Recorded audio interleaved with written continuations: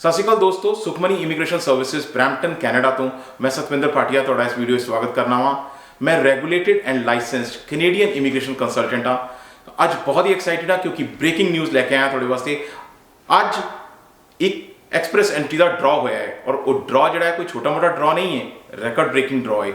सो की ड्रॉ है, की डिटेल्स ने सारियां तुहाडे नाल शेयर करने आ। उस तो पहला तुहाडे अगे रिक्वेस्ट है, प्लीज़ चैनल को सबसक्राइब करो। इस चैनल ते असीं बहुत सारियां कैनेडियन इमीग्रेशन और न्यूज़ शेयर करने आ। सो जे तुसीं हुण तक सबसक्राइब नहीं किया, प्लीज़ सबसक्राइब करो, लाइक करो वीडियो नूं, शेयर करो अपने फ्रेंड्स और फैमिलीज़ नाल ताकि उन्हां दा भी बेनिफिट हो सके। सो बिना होर देर कीते होए गल करने आ अज दा 4th एक्सप्रैस एंट्री ड्रॉ, जिहड़ा कि 4th एक्सप्रैस एंट्री ड्रॉ इस साल दा। सो 4th express entry draw of 2022, record number of invitations are given and draw number 216 216 number draw आज जरा ड्रॉ दा नंबर दे हिसाब नाल चलिए ते आज होया है। सो की ड्रॉ है, let's look into it. So express entry दा 4th express entry draw of this year 2022। ये डिटेल्स जिहड़ियां ने गवर्नमेंट की वैबसाइट तो मैं लितियां ने, मैं तुहानूं ये डिटेल्स डिस्क्रिप्शन दे विच शेयर कर दियांगा। सो टू अंडरस्टैंड बैटर इहो चीज़ां मैं हाईलाइट्स के रूप च तुहाडे सामने पेश कर रहा हाँ। सो हाईलाइट्स की ने जी, ड्रॉ कद होया है अज 16 फरवरी वैडनसडे। सो दूजी चीज़, रैकड नंबर ऑफ इनविटेशंस ने, रैकड नंबर ऑफ कैंडिडेट्स नूं बुलाया गया है, इनवाइट किया गया है। सो किन्ने ने, वो है ने जी 1082 कैंडिडेट्स नूं बुलाया गया है। हर वारी की तरह यह भी PNP ही है, it's only PNP draw.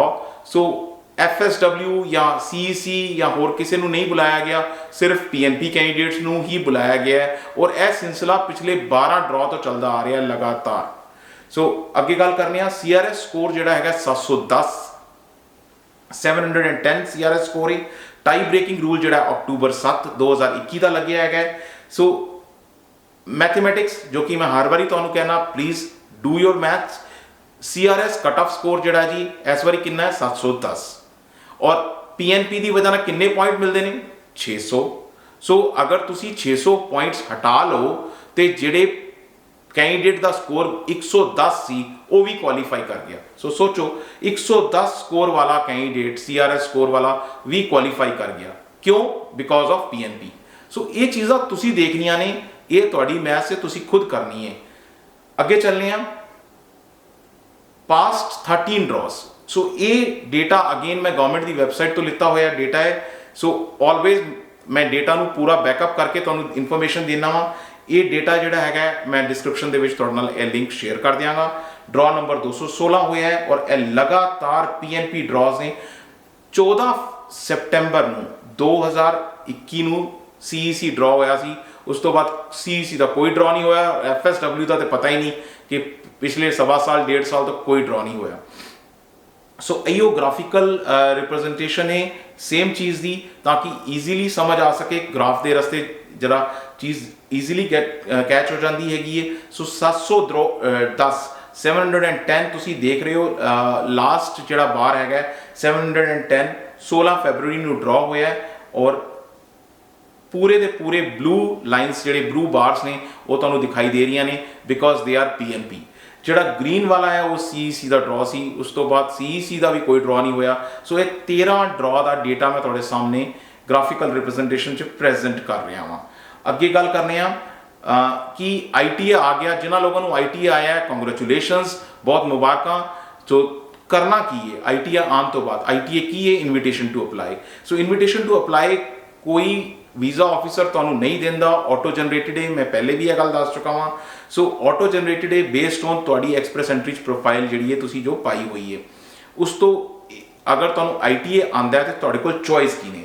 So ITA तुहानूं जिहड़ा दसदा है कि ITA तुहानूं यह भी दसेगा कि तुहाडी किस क्लास दे विच ITA आया है, तुहाडा CRS स्कोर कितना है। सो जिस क्लास च ITA आया है उसे क्लास च तुसी अप्लाई करना है। मान लो कोई तुसी एक तो ज़्यादा क्लासेस च क्वालीफाई करते हो, FSW च भी करते हो, तुसी CEC च भी करते हो, तुसी PNP च भी क्वालीफाई कर रहे हो। लेकिन अगर PNP दे विच आया तो PNP की कैटेगरी दे विच ही तुसी अगे इन्फॉर्मेशन देनी है, वो दे विच ही तुसी अगे अप्लाई करना है जिहदे विच भी तुहानूं ITA आया है। सो ITA ਤੁਹਾਡਾ CRS ਸਕੋਰ ਵੀ ਤੁਹਾਨੂੰ ਦੱਸਦਾ ਹੈਗਾ, ITA ਤੁਹਾਨੂੰ ਡੈਡਲਾਈਨ ਵੀ ਦੱਸੇਗਾ, ਯੂਜੂਅਲੀ 60 ਡੇਜ਼ ਹੁੰਦੀ ਹੈਗੀ ਹੈ ਇਹ ITA ਨੂੰ ਰਿਸਪੌਂਡ ਕਰਨ ਵਾਸਤੇ। ਸੋ ਇਹ ਵੀ ਤੁਹਾਨੂੰ ਸਾਰੀਆਂ ਚੀਜ਼ਾਂ ITA ਤੁਹਾਨੂੰ ਦੱਸੇਗਾ। ਸੋ ITA ਆਉਣ ਤੋਂ ਬਾਅਦ ਜਦੋਂ ਤੁਹਾਡੇ ਕੋਲ ਹੁਣ ITA ਆ ਗਿਆ, ਰਾਈਟ, ਸੋ ਅਗਲਾ ਸਵਾਲ ਇਹ ਹੈ ਕਿ ਤੁਸੀਂ ਕਰਨਾ ਕੀ ਹੈ, ਰਾਈਟ, ਠੀਕ ਹੈ, खुश होना है, स्माइल करना है, सैलीब्रेट करना है, लेकिन ਇਹਦੇ ਇਲਾਵਾ ਕੀ ਕਰਨਾ ਹੈ? ਇਹਦੇ ਇਲਾਵਾ ਤੁਸੀਂ ਕਰਨਾ ਕੀ ਹੈ ਕਿ ਡਾਕੂਮੈਂਟ, ਕਿਉਂਕਿ ਪ੍ਰੋਫਾਈਲ 'ਚ ਜੋ ਕੁਝ ਪਾਇਆ ਉਹ ਡਾਕੂਮੈਂਟ ਜਿਹੜੇ ਨੇ ਉਹ ਤੁਸੀਂ ਹੁਣ ਇਕੱਠੇ ਕਰਨੇ ਨੇ, ਉਹ ਡਾਕੂਮੈਂਟ ਜਮ੍ਹਾਂ ਕਰਾਉਣੇ ਨੇ। ਉਸ ਪ੍ਰੋਫਾਈਲ ਨੂੰ ਤੁਸੀਂ ਡਿਟੇਲਸ ਉਹਦੀਆਂ ਜੋ ਦਿੱਤੀਆਂ ਨੇ ਉਹ ਹੁਣ ਗਵਰਨਮੈਂਟ ਨੂੰ ਦੇਣੀਆਂ ਨੇ। ਸੋ ਇਹ ਤੁਹਾਡਾ ਕੰਮ ਹੈ। ਅੱਗੇ ਤੁਸੀਂ ਤੁਹਾਡੇ ਕੋਲ ਹੁਣ ਐਕਸ਼ਨ ਕੀ ਨੇ? ਦੋ ਹੀ ਐਕਸ਼ਨ ਨੇ, ਜਾਂ ਤੇ ਤੁਸੀਂ ਸਬਮਿਟ ਕਰੋ ਜਾਂ ਤੁਸੀਂ ਡਿਕਲਾਈਨ ਕਰੋ। ਸਬਮਿਟ ਕੀ ਕਰਨਾ ਹੈਗਾ? ਐਪਲੀਕੇਸ਼ਨ ਸਬਮਿਟ ਕਰਨੀ ਹੈ ਪਰਮਾਨੈਂਟ ਰੈਜ਼ੀਡੈਂਸ ਵਾਸਤੇ, ਰਾਈਟ, APR, ਤੇ ਡਿਕਲਾਈਨ ਕਰਨਾ। ਜੇ ਤੁਸੀਂ ਡਿਕਲਾਈਨ ਕਰ ਦਿੰਦੇ ਹੋ, ਵੈਸੇ ਤੇ ਯੂਜੂਅਲੀ ਕੋਈ ਡਿਕਲਾਈਨ ਨਹੀਂ ਕਰਦਾ, ਲੇਕਿਨ ਕਿਸੇ ਰੀਜ਼ਨ ਕਰਕੇ ਕਿਸੇ ਦੇ ਸਰਕਮਸਟੈਂਸਸ ਚੇਂਜ ਹੋ ਗਏ ਨੇ ਤੇ ਉਹ ਡਿਕਲਾਈਨ ਕਰ ਦਿੰਦਾ ਤੇ ਤੁਸੀਂ ਵਾਪਸ ਪੂਲ 'ਚ ਆ ਜਾਂਦੇ ਹੋ। ਅਗਰ ਤੁਸੀਂ ਕੁਝ ਵੀ ਨਹੀਂ ਕਰਦੇ ਔਰ ITA ਐਕਸਪਾਇਰ ਹੋ ਜਾਂਦਾ ਹੈ, then you will no longer be in express entry। so IRCC ਜਿਹੜੀ ਹੈ ਉਹ ਤੁਹਾਡੀ ਪ੍ਰੋਫਾਈਲ ਔਰ ਇਨਫੋਰਮੇਸ਼ਨ ਨੂੰ ਕੰਪੇਅਰ ਕਰਦੀ ਹੈ। ਸੋ ਅਗਰ ਉਹਨਾਂ ਨੂੰ ਲੱਗਦਾ ਹੈ ਕਿ ਇਨਫੋਰਮੇਸ਼ਨ ਫਾਲਸ ਹੈ ਜਾਂ ਕਿਧਰੇ ਕੁਝ ਜਾਣ ਬੂਝ ਕੇ ਇੰਟੈਂਸ਼ਨਲੀ ਛੱਡਿਆ ਗਿਆ ਹੈਗਾ ਤੇ ਉਹ ਤੁਹਾਡੀ ਐਪਲੀਕੇਸ਼ਨ ਉੱਤੇ ਰਿਫਿਊਜ਼ ਕਰੇਗੀ, ਤੁਹਾਨੂੰ ਇਨਐਡਮਿਸਿਬਲ ਵੀ ਕਰ ਦੇਗੀ ਔਰ 5 ਸਾਲ ਦਾ ਬੈਨ ਵੀ ਲਗਾ ਦੇਗੀ। So be careful when you are providing this information. So ITA ਆਇਆ ਹੈ, ਇਨਫੋਰਮੇਸ਼ਨ ਪ੍ਰੋਵਾਈਡ ਕਰਨੀ ਹੈ, ਤੁਹਾਡੀ ਟਾਈਮ ਕਲੌਕ ਸਟਾਰਟ ਹੋ ਜਾਂਦੀ ਹੈ। So please quickly information start gathering करो, अपनी इन्फॉर्मेशन गैदर करके वापस IRCC ਨੂੰ ਦਿਓ ਔਰ ਠੀਕ ਤਰੀਕੇ ਨਾਲ ਪ੍ਰੈਜ਼ੈਂਟ ਕਰੋ ਇਨਫੋਰਮੇਸ਼ਨ। ਅਗਰ ਤੁਹਾਨੂੰ ਕਿਧਰੇ ਵੀ ਇਸ ਚੀਜ਼ ਦੇ ਵਿੱਚ ਪ੍ਰੋਫੈਸ਼ਨਲ ਹੈਲਪ ਦੀ ਲੋੜ ਹੈ, you can reach out to our office. So our office is in Brampton. ਇੱਕ ਚੀਜ਼ ਹੈ, ਮੈਂ ਫਿਊਚਰ ਪ੍ਰੋਜੈਕਸ਼ਨ ਹਮੇਸ਼ਾ ਜ਼ਰੂਰ ਦੇਣਾ ਚਾਹੁੰਦਾ ਵਾਂ। ਮੇਰੇ ਫਿਊਚਰ ਪ੍ਰੋਜੈਕਸ਼ਨ 'ਚ ਇਹ ਮੈਂ ਪਿਛਲੇ ਵੀਡੀਓ 'ਚ ਵੀ ਸ਼ੇਅਰ ਕੀਤੀਆਂ ਸੀ ਗੱਲਾਂ। ਸੋ ਫਿਊਚਰ ਪ੍ਰੋਜੈਕਸ਼ਨ ਦੇਖੋ, ਕਿਸੇ ਕੋਲ ਕ੍ਰਿਸਟਲ ਬਾਲ ਨਹੀਂ ਹੈ, ਕੋਈ ਵੀ ਨਹੀਂ ਜਾਣਦਾ ਕਿ ਕੱਲ ਕੀ ਹੋਏਗਾ, ਲੇਕਿਨ ਇੱਕ ਚੀਜ਼ ਮੈਂ ਤੁਹਾਨੂੰ ਜ਼ਰੂਰ ਦੱਸ ਸਕਦਾ ਵਾਂ, ਉਹ ਹੈ ਕਿ ਅੱਗੇ ਜਿਹੜੇ ਆਉਣ ਦੇ ਡਰਾਜ਼ ਨੇ, ਜਿਹੜੇ ਐਕਸਪ੍ਰੈਸ ਐਂਟਰੀ ਦੇ ਡਰਾਜ਼ ਨੇ, ਉਹ ਮੋਸਟ ਲਾਈਕਲੀ PNP ਦੇ ਡਰਾਜ਼ ਹੀ ਹੋਣਗੇ। FSW ਦੇ ਡਰਾਜ਼ ਹੋਣ ਦੇ ਚਾਂਸਸ ਬਹੁਤ ਥੋੜੇ ਨੇ। ਸੋ ਅਗਰ ਤੁਸੀਂ ਸੋਚਦੇ ਹੋ ਕਿ FSW ਦੇ ਡਰਾਜ਼ ਨਹੀਂ ਹੋ ਰਹੇ ਤੇ ਤੁਸੀਂ ਕੀ ਕਰੋਗੇ? ਤੁਸੀਂ ਇਹ ਕਰੋਗੇ ਜੀ, ਤੁਸੀਂ ਪਲਾਨ B ਬਣਾਓਗੇ, C ਬਣਾਓਗੇ, ਤੁਸੀਂ ਦੂਜੇ ਆਪਸ਼ਨਸ ਦੇਖੋ ਅਗਰ ਤੁਸੀਂ ਕੈਨੇਡਾ ਆਉਣਾ ਚਾਹੁੰਦੇ ਹੋ ਤੇ। ਸੋ ਐਕਸਪ੍ਰੈਸ ਐਂਟਰੀ ਦੇ ਵਿੱਚ ਇਟਸੈਲਫ ਚੇਂਜਸ ਹੋਣ ਦੀ ਵੀ ਕੁਝ ਉਮੀਦ ਹੈ, ਬਟ ਕਦ ਹੋਣਗੇ ਹਜੇ ਨਹੀਂ ਪਤਾ। ਇੱਕ ਚੇਂਜ ਜੋ ਕਿ ਮੈਂ ਕੱਲ ਆਪਣੇ ਪਲਾਨ 'ਚ ਤੁਹਾਨੂੰ ਦੱਸਿਆ ਸੀ ਕਿ ਐਕਸਪ੍ਰੈਸ ਐਂਟਰੀ ਦੇ ਸਲੋਟ ਹੀ ਘੱਟ ਹੋ ਗਏ ਨੇ। ਸੋ 1,10,000 ਸੀ ਔਰ ਘੱਟ ਕੇ 55,000 ਰਹਿ ਗਏ ਨੇ। ਅਗਰ ਤੁਸੀਂ ਮੇਰਾ ਉਹ ਵਾਲਾ ਵੀਡੀਓ ਨਹੀਂ ਦੇਖਿਆ ਤੇ ਪਲੀਜ਼ ਤੁਸੀਂ ਇਮੀਗ੍ਰੇਸ਼ਨ ਪਲਾਨ ਦਾ ਵੀਡੀਓ ਜੋ ਕਿ ਮਿਨਿਸਟਰ ਦੀ ਅਨਾਉਂਸਮੈਂਟ ਸੀ, ਪਾਰਟ 1 ਪਾਰਟ 2 'ਚ 2 ਇਹ ਵੀਡੀਓ ਡਿਵਾਈਡਡ ਹੈ, ਤੁਸੀਂ ਉਹ ਜ਼ਰੂਰ ਦੇਖੋ। ਐਕਸਪ੍ਰੈਸ ਐਂਟਰੀ ਦੀ ਵਿੱਚ ਨੌਕ ਟੂ ਟੀਅਰ ਦਾ ਚੇਂਜ ਫॉर श्योर ਹੋ ਰਿਹਾ ਹੈ। ਐਕਸਪ੍ਰੈਸ ਐਂਟਰੀ ਦੇ ਵਿੱਚ ਜਿਹੜੀਆਂ ਵੀ ਰਿਕੋਗਨਾਈਜ਼ ਕੀਤੀਆਂ ਜਾਂਦੀਆਂ ਨੇ ਉਹ ਨੌਕ 0, A ਜਾਂ B, ਇਹ 3 ਤਰ੍ਹਾਂ ਦੀਆਂ ਹੀ ਰਿਕੋਗਨਾਈਜ਼ ਕੀਤੀਆਂ ਜਾਂਦੀਆਂ ਨੇ। ਸੋ ਇਹ ਚੀਜ਼ਾਂ ਤੁਸੀਂ आई थिंक ਹੁਣ ਕਾਫੀ ਇਸ 'ਚ ਅਸੀਂ ਡਿਸਕਸ਼ਨ ਕਰ ਚੁੱਕੇ ਹਾਂ, ਤੁਸੀਂ ਜ਼ਰੂਰ ਸਮਝ ਗਏ ਹੋਵੋਗੇ।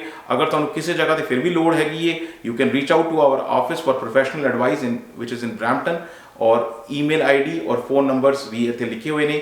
ਸੋ once again please subscribe to the channel and thank you very much for watching the video.